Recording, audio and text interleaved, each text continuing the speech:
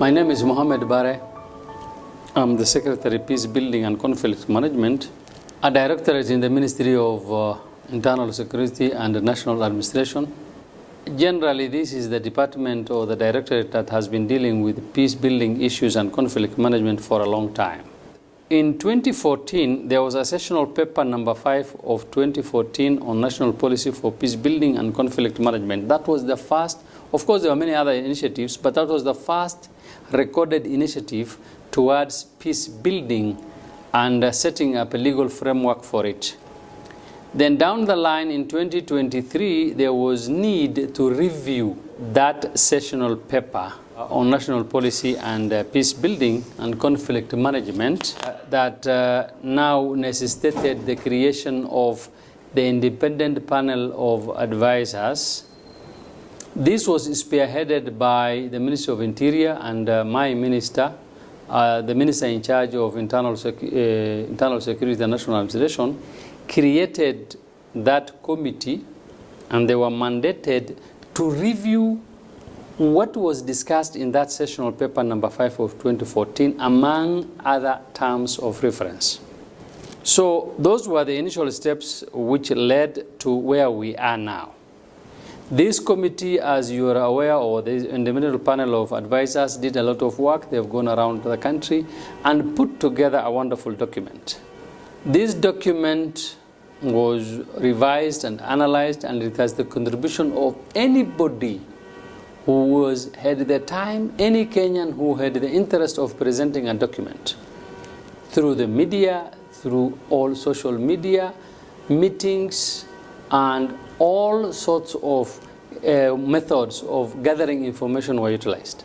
The document was put together last year, and it has been polished and revised and looked at again.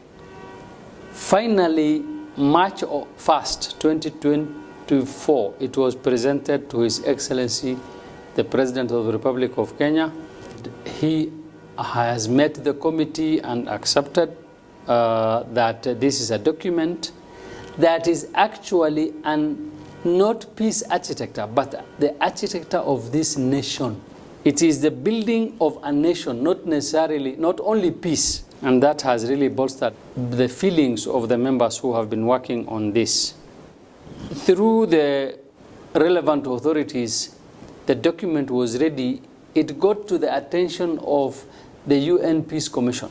This UN Peace Commission was happy with the efforts done by this country, and the ministry and Kenya was given an opportunity to present this document with the objective of allowing other nations in this world to learn from Kenya. A delegation of Kenya, led by the PS Interior, Internal Security and National Administration, Dr. Raymond Omolo, went to New York to present the document to the chairman, the UN Peace Commission. The objective was, the document is wonderful. It can be replicated in other countries where there is need. I must add that we were not the only country that presented to the UN Commission on Peace. There was Norway and Timor-Leste, but theirs has a different approach, slightly different approach, dealing with specific issues, unlike ours, which is a broader document dealing with the whole nation and how to make peace sustainable. Without peace, you can't talk of any other form of development. There can be no economic development, no social development, and no political development. So peace is actually the foundation of every other venture, every other endeavor of a nation and a people. That is why it has taken this central place in this country, and that is why it is being supported.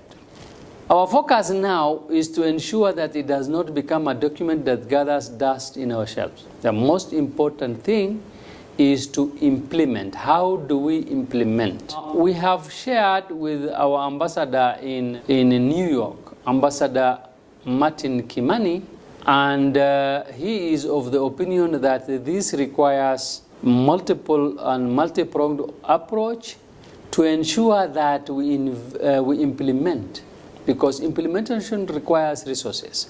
It requires partners, local or international. It requires the UNDP that has helped this process from the beginning. So our focus now is to ensure we implement it. And our method or our plan of implementation, first, without resources, it is impossible. So we need to gather the resources from within the government and without, from our friends and well-wishers and partners, as I've already mentioned.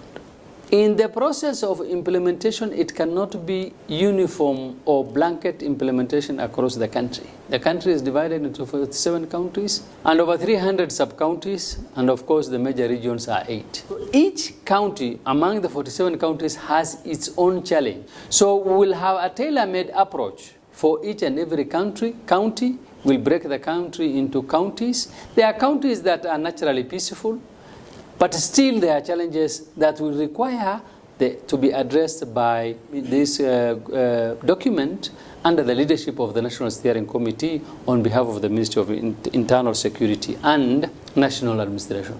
So in places where we have challenged, especially the North Rift, Upper Eastern, and the whole of Northeastern, and parts of Coast Province, we will have tailor-made prescriptions emanating from this document with an objective of bringing sustainable peace to this country and to those regions.